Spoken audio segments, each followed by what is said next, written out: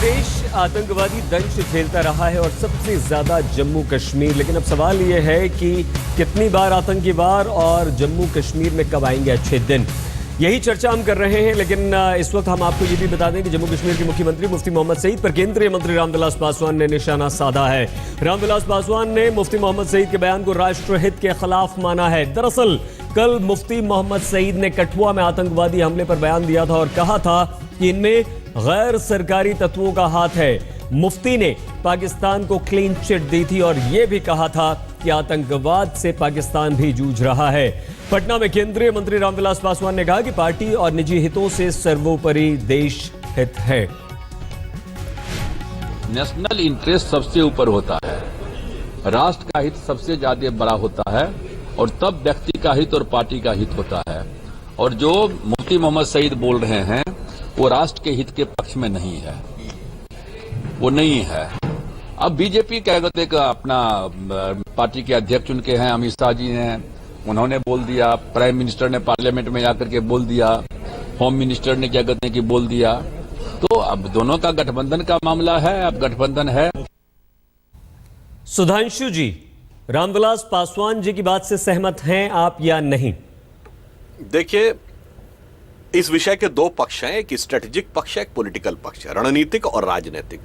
अभी अजय कुमार जी ने भी कुछ बोला था राजनीतिक सवाल सुधांशु जी, रामविलास पासवान जी ने जो बयान दिया है कि ये राष्ट्रहित में नहीं है मुफ्ती मोहम्मद सईद का बयान। जी, हम इस विषय पे बिल्कुल जो रामविलास पासवान जी कह रहे हैं उसकी लेटर एंड स्पिरिट में हम बिल्कुल यह मानते हैं कि कोई भी ऐसा बयान देना जो कि राष्ट्र विरोधी शक्तियों को किसी भी प्रकार का एस्केप रूट देता हो वह सही नहीं है। सर, आप सरकार में शामिल हैं, सहयोगी ने बोला आपकी सरकार है, मुझे पूरी बात करने दें। नहीं सुधांशु जी, मजबूरी क्या है? आप ये मानते हैं कि इस तरह का बयान पूरी बात तो करने दीजिए। हम बिल्कुल आपकी बात सुन रहे हैं सर, लेकिन आप जब ये मानते हैं कि ये बात सही नहीं है, अगर मुफ्ती मोहम्मद सईद इस तरह का बयान देते हैं तो वो सही नहीं है, पाकिस्तान को क्लीन चिट देते हैं तो बिल्कुल सरासर गलत है। तो फिर क्या मजबूरी है? आप मसरत के मामले पर चुप हो जाते हैं, मैं आप उसका इस भी मामले पर उत्तर चुप हो दूंगा। जाते हैं, अलग क्यों नहीं हो जाते सुधांशु जी? नहीं, मैं उसका भी उत्तर दूंगा आपको, मगर यह दुखद तब होता है जब राष्ट्रीय दल इस प्रकार के जवाब देते हैं। याद करिए, 1.5 साल पहले जब पाकिस्तान की सेना ने भारत के सैनिकों के सर काटे थे तो रक्षा मंत्री ए.के. एंटोनी ने सदन के पटल पे बोला था कि कुछ लोग आए थे पाकिस्तान की आर्मी के भेष में और इस प्रकार का काम करके गए। जब सदन में जबरदस्त विरोध भाजपा ने किया तब उन्होंने कहा, यह स्वीकार किया कि नहीं, पाकिस्तान आर्मी का काम है। तो आप वही विरोध मुफ्ती मोहम्मद सईद का भी कीजिए सुधांशु जी। मेरी पूरी बात होने दीजिए, मैं पूरा जवाब दे रहा हूं। दुखद जानते हैं क्या होता है? जब हमारी सरकारें इसके लड़ने के मनोवैज्ञानिक और राजनीतिक तरीके पर उन्हें एक रास्ता प्रदान करते हैं हमारे दल।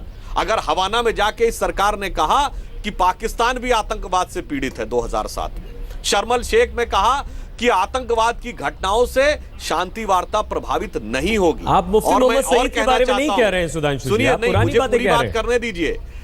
सलमान खुर्शीद ने 2012 के यूपी चुनाव के समय कहा कि सोनिया जी की आंखों में आंसू आ गए थे बटाला हाउस इनकाउंटर के बात सुनकर, और इनके तमाम नेताओं ने आजमगढ़ में जाके आंसू बहाए। जी, देश भर में जनता ने सबक सिखाया है कांग्रेस को। उन जवानों के सर पर कोई, जहां सर काटे गए थे वहां कोई कांग्रेस का नेता गया?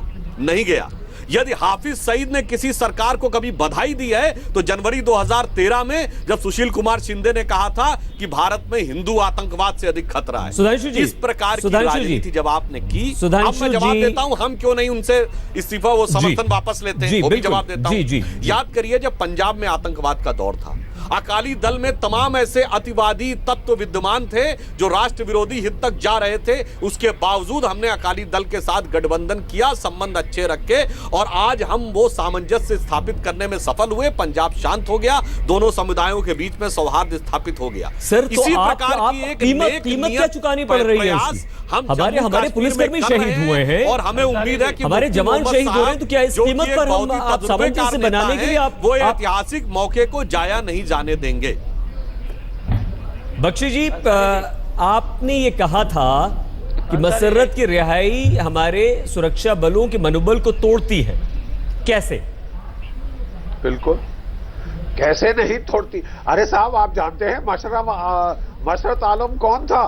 उसने जो 2010 के दंगे, 2008 के दंगे, वो आईएसआई की पेमेंट्स सारे उन लड़कों को दे रहा था ताकि वो पथराव करें। पथराव के लिए टारगेट्स चुनी जाती थी, पथराव के लिए वो वहां पे पूरा एक वीकली कैलेंडर बनाता था, इशू करता था, और पूरा आईएसआई का वो इसमें सरगना था। इस पूरी जो मुहिम जारी की गई थी, जिसमें पुलिस वालों को मारा गया, पुलिस स्टेशनों में आग लगा दी गई, ये कोई पीसफुल नॉन वायलेंट प्रोटेस्ट नहीं था। तो ऐसे आदमी को अगर आप छोड़ देंगे तो आप क्या संकेत दे रहे हैं आपके पुलिस कर्मियों को, आपके सुरक्षा कर्मियों को और पाकिस्तान को? वही जी बताइए। आप पाकिस्तान को खुल सिम कह रहे हैं, आइए जो करना है करिए। वही जी जवाब दीजिए, क्या ये एक राष्ट्र विरोधी तत्व को छोड़कर आप उनके हौसलों को बुलंद नहीं कर रहे हैं? और हमारे देखिए, जब हम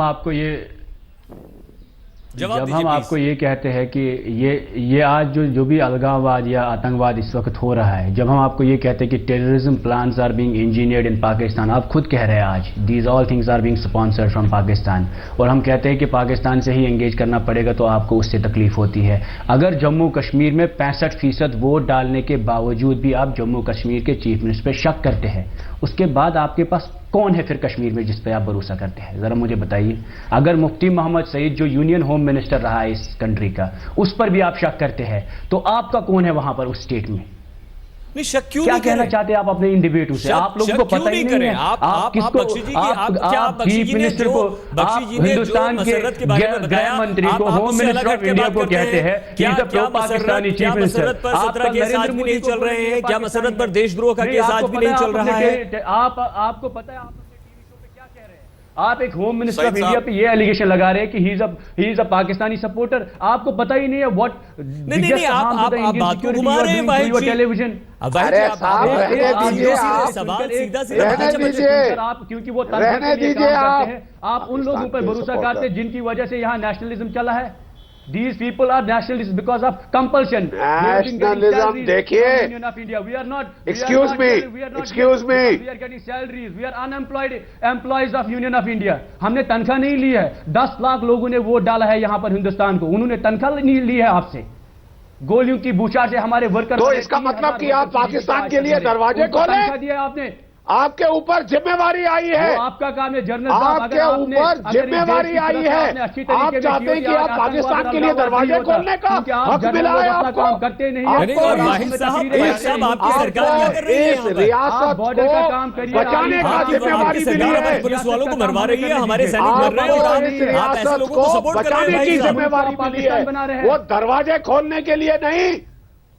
आप मतलब क्या बात कर रहे हैं? पिछला जो उनका टेन्योर था एज होम मिनिस्टर, उसमें तो कश्मीर की हालत बद से बदतर हो गई थी। दरवाजों पर आप बैठे हैं, रिपीट करनी पड़ती है। दरवाजों पर आर्मी बैठी है, पीडीपी के लोग नहीं है। दरवाजों पर आप लोग बैठे हैं, बॉर्डर पर आप लोग, उस आर्मी के पीछे आर्मी बैठी है। हम कहां पर है? हम कहां पे खड़े हैं? आप मुझे बताइए, हमने कौन से दरवाजे खोले? हम मुल्क के अंदर रह रहे हैं, बॉर्डर पर कौन है?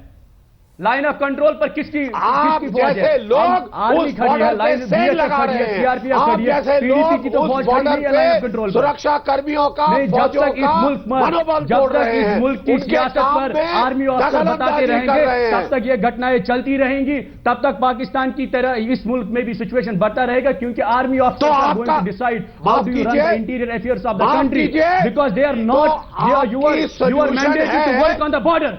आपकी सोल्यूशन है कि पाकिस्तान के आप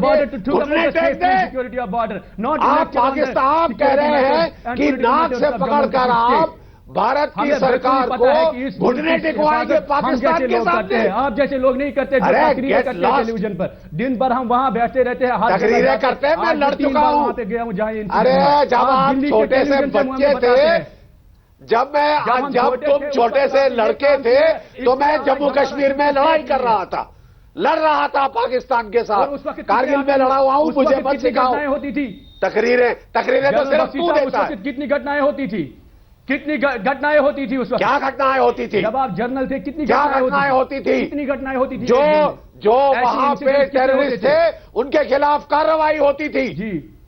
और आप जो है ऐसे इस तरह से जो डिमोरलाइज कर रहे हैं, आप डिमोरलाइज कर रहे हैं हम आपको सुरक्षा कर्मियों को। वी रेस्पेक्ट योर वर्क, नहीं नहीं नहीं, आप करते हैं डिमोरलाइज, आपकी बातें डिमोरलाइज करती है यहाँ इंडियन डिमोरलाइज कर रहे हैं आप ये नहीं कर रहे तो और क्या कर रहे हैं? क्योंकि आप उनको ये सुरक्षा कर्मी आपके होगा कि भाई साहब आप इस तरह की बात कर रहे हैं, आपको जरा सा दर्द, जरा सी तकलीफ नहीं होती जब हमारे जवानों के सर काटे जाते हैं? आपको तकलीफ वाहिद साहब उस वक्त नहीं होती है जब घुसपैठ होती है, आतंकवादी आते हैं पाकिस्तान से और वो पुलिस स्टेशन पर हमला कर देते हैं, वहां पर पुलिस वालों को मार देते हैं, फौज पर हमला कर देते हैं, उन्हें मार देते हैं, तब आपको तकलीफ नहीं होती है वाहिद साहब। और भाई साहब आप यहाँ पर आज बैठकर ये कह रहे हैं कि फौज का काम है उन्हें रोकना। आपको नहीं होती जनाब, जब आप अपनी आर्मी के जवान की टीआरपी के लिए आप उनके बिल्कुल माफ कीजिएगा भाई साहब, यहाँ पर आप मसर्रत को राष्ट्रभक्त बता रहे हैं, आप मसर्रत जैसे लोगों को जो अलगाववादी हैं उन्हें राष्ट्रभक्त बता रहे हैं, आप उन लोगों को, उन आतंकवादियों का, उन घुसपैठियों का समर्थन कर रहे हैं, उन्हें जायज ठहरा रहे हैं, उनकी घुसपैठ को जायज ठहरा रहे हैं। ये वाकई बिल्कुल ठीक बात नहीं है। सुधांशु जी हम कुछ ही देर में लौटकर आपसे जी बिल्कुल आपसे ही जानना चाहेंगे कि आप वाहिदुर रहमान साहब की बात से कितना सहमत हैं। हम होते हैं बस तुरंत हाजिर, आप बने रहिए हमारे साथ और देखते रहिए आज तक। 24 घंटों के अंदर 2 आतंकवादी हमले होते हैं और कश्मीर से आगे बढ़कर जम्मू में ये आतंकवादी हमले आतंकवादी करते हैं, पुलिस स्टेशन को निशाना बनाते हैं, 2 पुलिसकर्मी वहां पर शहीद होते हैं। हमारे जवान सैनिकों की अगर बात करें तो वो विपरीत परिस्थितियों में बॉर्डर पर खड़े रहते हैं, अपनी जान कुर्बान करके आप और हमारी रक्षा करते हैं ताकि आप और हम चैन से सो सकें। सुधांशु जी, आपने वाहिद जी और जनरल बख्शी की बातें सुनी, क्या आपको लगता है कि मसर्रत को रिहा कर कहीं ना कहीं सुरक्षा बलों के मनोबल को कम करने का काम आपकी साझेदार सरकार ने किया है? सुधांशु जी देखिए, वाहिद जी की इस बात से हम कतई इत्तेफाक नहीं रखते और हम बिल्कुल उसको गलत मानते हैं जो मसर्रत आलम की रिहाई हुई, और प्रधानमंत्री और गृह मंत्री भी सदन के पटल पर इसी भाव की अभिव्यक्ति कर चुके हैं। मगर फिर भी अगर हम इस बात के लिए दोषी हैं कि हमारे गठबंधन सहयोगी का विचार अलग है और उनकी सरकार ने गलत काम किया है, मगर ज्यादा बड़ी समस्या तब है जब सैफुद्दीन सोज जो कश्मीर कांग्रेस के अध्यक्ष हैं, उन्होंने ये कहा कि मसर्रत आलम की रिहाई सही थी। कांग्रेस का क्या जवाब है इसके ऊपर? ये बताइए, 1 महीना पहले केरल के नेता शशि थरूर ट्वीट करके कहते हैं कि अफजल की hanging was wrong and untimed. Sudhanshu ji जवाब ले लेते हैं अजय कुमार जी से, लेकिन आपकी तारीफ भी यहाँ पर करनी होगी सुधांशु जी, कम से कम ईमानदारी से आप इस बात को स्वीकार कर रहे हैं सुधांशु जी।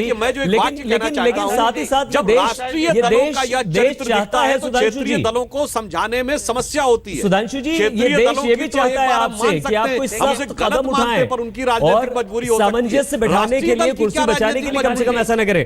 यही वोट बैंक की राजनीति की होड़ पैदा करती है जो राष्ट्रीय सुरक्षा की कीमत पर जाती है। देख अंसारी जी बोलिए। अजय जी बोलिए। हेलो, हाँ बोलिए, आपकी बात। पहले तो सुधांशु जी का जिस तरह से पहले तो भारतीय जनता पार्टी का जो राष्ट्रीयवादी मुखौटा तो उठ गया है, और ये कांग्रेस पार्टी ने स्पष्ट कह दिया है कि हम लोग के जो आधिकारिक बयान है, बार बार हम लोग इनको बार बार बताने पर ये लोग सुनते नहीं है, अलग अलग से आरोप लगाने के चक्कर में रहते हैं। एक चीज हम उनको स्पष्ट कहते हैं कि कांग्रेस पार्टी पर नेशनलिज्म और पेट्रियटिज्म का सिखाने का कोई आवश्यकता आपका प्रदेश अध्यक्ष जो बोल रहा है वो आधिकारिक बयान नहीं है। अरे हम तो खत्म करने दीजिए सुधांशु जी, हमको पहले खत्म करने दीजिए अपना बयान। 2 प्रधानमंत्री शहीद हुए हैं और आपको पंजाब के इतिहास के बारे में कोई जानकारी नहीं है। पंजाब के आतंकवादी को लड़ने में कांग्रेस पार्टी सबसे आगे थी, और जहां तक आप लोग जो कई अगर भारतीय जनता पार्टी को कि श्याम प्रसाद मुखर्जी जी को छोड़ करके कोई देश के लिए जो शहीद होने का लिस्ट को आपको निकालने में मुश्किल होगा, तो पहले तो नेशनलिज्म के बारे में जो कांग्रेस पार्टी को कृपया नहीं सिखाएं। दूसरी बात है कि आपकी पार्टी पीडीपी और बीजेपी की सरकार है जम्मू एंड कश्मीर में, आप डिप्टी सीएम खड़ा होकर क्यों नहीं पाकिस्तान को सीधे आरोप लगाते कि इस तरह का आतंकवादी घटना बंद करें? आप तो आपका जो है पट भी मेरी चित भी मेरी, आप कहते हैं कि प्रधानमंत्री विरोध करते हैं मसर्रत आलम का और वहां पर मुफ्ती सईद जी छोड़ देते हैं। आप कहते हैं कि रामविलास पासवान जी के बयान से हम सहमत हैं, आप कहते हैं 370 से हैं, आप कहते हैं कि 1 सर पर 10 सर, 56 इंच का छाती, क्या मार किसान मार जवान, उस तरह का बयान देते रहते हो, देश को गुमराह कर रहे हैं। तो सुधांशु जी आप लोग का जो पूरा जो है नाटक देशवासियों, देश के नागरिकों देख रहे हैं, सिर्फ सत्ता के लोग, सत्ता में आने के, जम्मू एंड कश्मीर में एक सरकार बनाने के लिए आपने पूरा प्रयास किया। अजय जी, सुधांशु जी आपकी बात का जवाब देना चाहते हैं, वाहिद जी भी कुछ कहना चाहते हैं, लेकिन अजय जी आपसे और सुधांशु जी आपसे दोनों से हमें थोड़ी सी परेशानी ये है कि आप सवाल का जवाब नहीं देके बात को दूसरी तरफ ले जाते हैं, अपनी बात रख लेते हैं। सुधांशु जी आपके पास आएंगे बस सबसे कुछ ही देर में, बने रहिए हमारे साथ, देखते रहिए आज तक। में हमने ये सवाल पूछा था कि क्या आतंकवादी हमले रोकने में नाकाम है मुफ्ती सरकार? 87% लोग कहते हैं हाँ। सुधांशु त्रिवेदी जी हमारे साथ हैं। सुधांशु जी, 87% लोग कहते हैं हाँ, यानी कि देश की जनता जो है वो आपकी सहयोग से चल रही सरकार से खुश नहीं है। दूसरी बात, आप वाहिद जी से सहमत नहीं हैं, आप मसर्रत की रिहाई से सहमत नहीं हैं। तो सुधांशु जी, ऐसी सरकार के साथ रहने का क्या फायदा, क्यों हैं आप सरकार के साथ?